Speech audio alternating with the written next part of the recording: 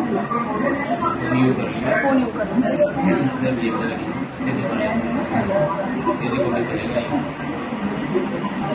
फिर शुरू करेगा।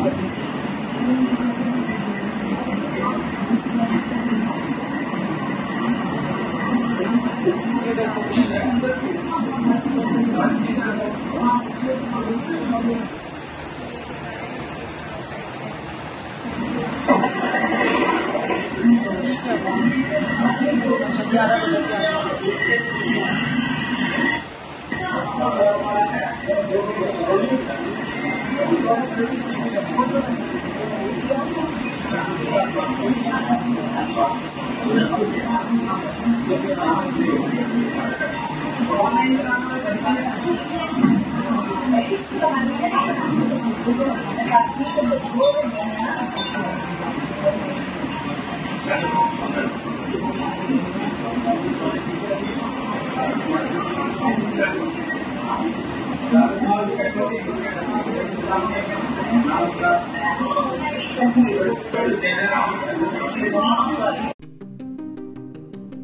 दिल्ली की सियासत एक बार फिर गर्मा गई है। वजह है मुख्यमंत्री रेखा गुप्ता पर हुआ हमला और अब सामने आया नया सीसीटीवी फुटेज। ये मामला सिर्फ एक सामान्य झगड़ा या अचानक हुआ हमला नहीं लगता, बल्कि इसमें कहीं न कहीं एक सुनियोजित साजिश की बू आती है। 19 अगस्त को रिकॉर्ड हुए फुटेज में साफ देखा जा सकता है कि आरोपी हमले से 24 घंटे पहले ही मुख्यमंत्री के शालीमार बाग वाले आवास के बाहर चक्कर काट रहा था, कभी टहलते हुए, कभी मोबाइल से वीडियो बनाते हुए और कभी तस्वीरें खींचते हुए। ये सब देखकर यही लगता है कि पूरा प्लान पहले से तैयार किया गया था और हमला अचानक नहीं था। दिल्ली में अक्सर महिलाओं की सुरक्षा को लेकर सवाल खड़े होते रहे हैं।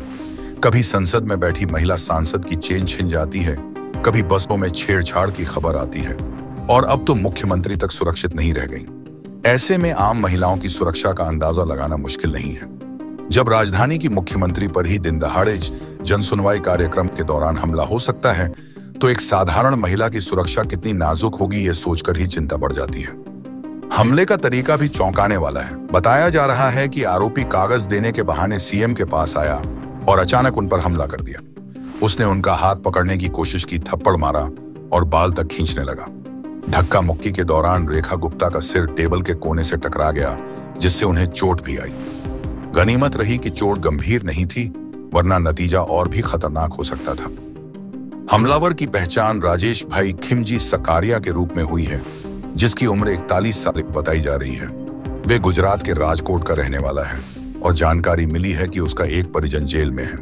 उसको छुड़वाने की अर्जी लेकर वे सीएम के पास पहुंचा था, लेकिन उसके फुटेज और गतिविधियों ने उसकी नीयत पर बड़ा सवाल खड़ा कर दिया है।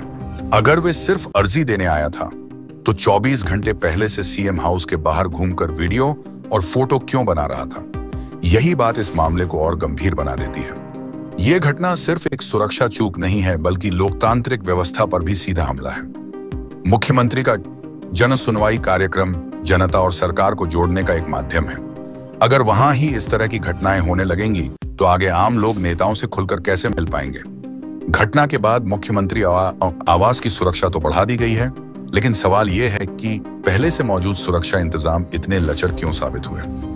दिल्ली जैसे बड़े और संवेदनशील शहर में अगर मुख्यमंत्री आवास के बाहर कोई संदिग्ध 24 घंटे तक घूमता रहे और सुरक्षा एजेंसियां इसे नजरअंदाज कर दें, तो ये गंभीर लापरवाही है। ये घटना एक चेतावनी भी है कि अब सुरक्षा व्यवस्था की फिर से समीक्षा करनी होगी, वरना आज सीएम पर हमला हुआ है, कल को न जाने किस पर होगा। रेखा गुप्ता ने खुद भी इस घटना के बाद हिम्मत दिखाई है। हल्की चोट लगने के बावजूद उन्होंने जनता से मुलाकात जारी रखने की बात कही है। लेकिन आम लोगों के मन में डर और सवाल दोनों हैं। क्या दिल्ली में कोई भी महिला सुरक्षित है? जब मुख्यमंत्री तक असुरक्षित हैं, तो फिर बाकी महिलाओं का क्या होगा?